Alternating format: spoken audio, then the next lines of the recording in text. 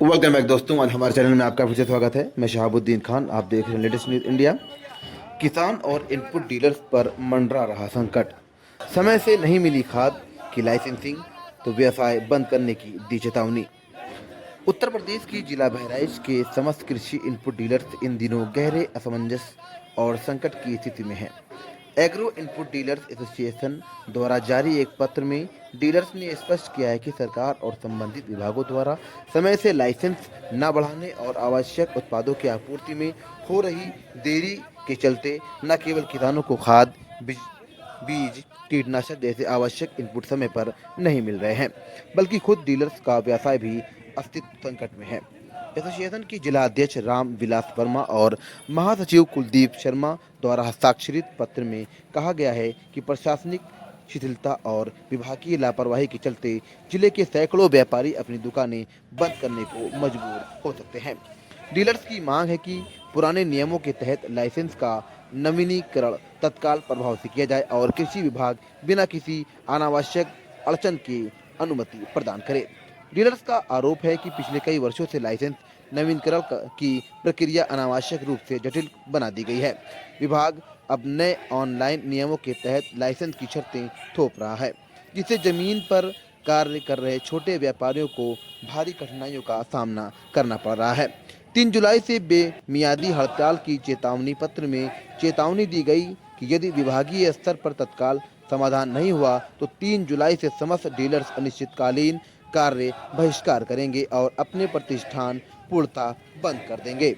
इससे जिले भर के किसान खाद, बीज और कीटनाशकों के लिए दर दर भटकने को मजबूर होंगे। डीलर्स ने सरकार से अपील की है कि किसानों के हितों को ध्यान में रखते हुए विभाग की स्पष्ट दिशा निर्देश की और पुराने नियमों के अनुसार लाइसेंस का नवीनीकरण सुनिश्चित कराएं।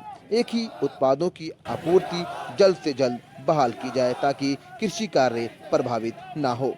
एसोसिएशन की मांगों का सारांश यह है कि कृषि विभाग पुराने नियमों के अनुसार लाइसेंस नवीनीकरण की प्रक्रिया को पुनः शुरू करे, सभी डीलर्स को ऑनलाइन लाइसेंस प्रक्रिया से छूट दी जाए या उससे आवश्यक सरलीकरण किया जाए, समय पर खाद, बीज और अन्य कृषि उत्पादों की आपूर्ति सुनिश्चित की जाए। 3 जुलाई से पहले सभी समस्याओं का समाधान न होने पर डीलर्स बेमियादी हड़ताल पर चले जाएंगे। डीलर्स ने उम्मीद जताई है कि माननीय मंडलायुक्त और कृषि विभाग समय रहते समाधान कर जनपद के किसानों और व्यापारियों को राहत देंगे। वीडियो पसंद नहीं हो तो लाइक करें, शेयर करें, सब्सक्राइब करना न भूलें और इंस्टा पर फॉलो करना न भूलें। लेटेस्ट न्यूज़ इंडिया से शहाबुद्दीन खान की रिपोर्ट। किसान आता है 5 kilo, 10 kilo, 20 kilo, 4 kilo, 2 kilo urea निकालता है।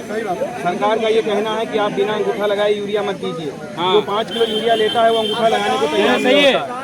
और अगर मैंने उससे अंगूठा लगाया तो 1 बोरी से कम खारिज नहीं होगी। 1 बोरी निकाल दिया, उसका अगर मोबाइल नंबर लिखते हैं उस पर फोन जाएगा एसडीएम साहब का या किसी का अधिकारी का कि आपने, वो कहेगा मैं 10 किलो ले गया हूँ, तुरंत मेरे ऊपर केस होगा कि आपने 2 बोरी इसके नाम से निकाला है, 10 किलो कैसे लिख रहे हैं। विषय है आपका फर्टिलाइजर को लेकर, सीड को लेकर, पेस्टिसाइड को लेकर सही रेट पे माल मिल रहे हैं। गवर्नमेंट जो है चाहती है कि 266 रुपये 50 पैसे में यूरिया बिके, लेकिन जब व्यापारी बंद को जो है 280 प्लस भाड़ा प्लस पल्लेदारी का रेट मिलेगा, साथ में टैगिंग मिलेगा, तो व्यापारी कहाँ से उस रेट पे बेच पाएगा। व्यापारी का सब लागत जाकर पड़ता है लगभग 410 420 रुपये, 310 नहीं टैगिंग को लेकर और बेचना पड़ता है उसको। कहा 350 या 320 में बेच दिया तो उसको खराब कर दिया और 266 में बेचवाते हैं। जब तक उचित दाम को हमको नहीं मिलेगा, व्यापारी को जब तक निर्धारित रेट नहीं होगा तब तक व्यापारी जो है न खाद खरीदेगा न कोई बिक्री करेगा।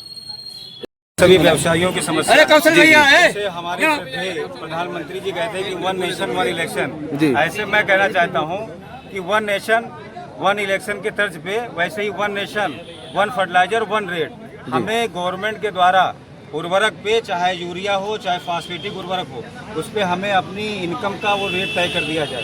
जैसे सपोज दैट हमको 20 रुपये यूरिया पे मिलना है तो हमारे रैक पे जो भी सरकार नियत रेट तय कर देगी, जैसे 266-50 की यूरिया है हम 67 की ही बेच देंगे, लेकिन 20 रुपये का कमीशन हमें तय कर दे। जैसे किसान का अंगूठा लगने के बाद सब्सिडी गवर्नमेंट देती है कंपनी को, ऐसे ही हमारा 20 रुपये का मुनाफा यूरिया पे सरकार हमको दे, बस हम यही चाहते हैं, हमारी यही मांगे हैं। और नहीं कर पाएगी। हम लोग अनिश्चितकालीन के लिए दुकानें सब बंद कर दिया है। कोई भी हमारा व्यवसाय व्यापारी एकता जिंदाबाद, व्यापारी एकता जिंदाबाद, व्यापारी एकता जिंदाबाद। लाइसेंस सिलेंडर और ऐसा ही रहा तो सारे व्यवसायी बंद, हम लोग अपना लाइसेंस सरेंडर कर देंगे। कोई भी किसी भी ब्लॉक में कोई भी खाद का व्यवसाय नहीं करेगा। और जिस तरीके से आज अचानक और औचक निरीक्षण कर करके हम लोगों को प्रताड़ित किया जा रहा है, जैसे हम लोग लगता है कि चरस, अफीम और गांजे का व्यवसाय कर रहे हैं। हम भी एक सम्मानित का काम कर रहे हैं। हमको इस तरीके से शोषण करना, ये गैर मानवीय मूल्यों का हनन करना है। इसलिए मैं अभी अपने मीडिया बंधु के माध्यम से शासन और प्रशासन को ये सूचना देना चाहूँगा, जब तक वन नेशन, वन फर्टिलाइजर और वन रेट नहीं होगा, तब तक हम लोग अपनी दुकानें नहीं खोलेंगे। व्यापारी एकता जिंदाबाद, व्यापारी एकता जिंदाबाद। आज आप लोग डीएम ऑफिस आए हैं, धरना प्रदर्शन कर रहे हैं, क्या कारण है? सबसे पहले मैं डीएम साहब को धन्यवाद कहना चाहूँगा, क्योंकि जैसे इतना अच्छा काम हो रहा है, वर्क हो रहा है, मगर हम लोगों को जो समस्या है निरंतर बढ़ती जा रही है। हम भी चाहते हैं किसान के लिए कुछ ना कुछ करने का, और निरंतर जो हो पाता है वो हम लोग करते भी हैं। उसके बाद हम लोग 266 रुपये का यूरिया बेचना चाहते हैं, मगर कम से कम मिलेगा कहाँ? हम लोग जब मांगते हैं डिस्ट्रीब्यूटर से यूरिया, तब वो कहते हैं आप हमसे धान लिए थे, हमसे जिंक लेंगे, एक बोरी पे 2 किलो जिंक देते हैं, 1 किलो 300 रुपए की यूरिया देते हैं, उसके साथ अपना पावर 140 रुपए का देते हैं, जो हम लोगों को मार्केट में अगर बेचना पड़ता है तो 80 रुपए 70 रुपए में बेच के पैसा छुड़ाया जाता है। हम लोग कैसे बेचे? कोई व्यापारी आज के तारीख में हमें नहीं लगता है जो घर को सब्जी सही से ले जा पाए। इस समस्या को देखते हुए कम से कम हम लोगों की बात भी सुने, और कम से कम यूरिया हर चीज का है, जैसे यूरिया ही नहीं ज्यादा होगा तो हम लोग यूरिया नहीं बेचेंगे, काम नहीं करेंगे। अगर काम करने को मन नहीं मिलेगा तो हम लोग काम नहीं करेंगे, लाइसेंस अपना सिलेंडर कर देंगे। बस धन्यवाद।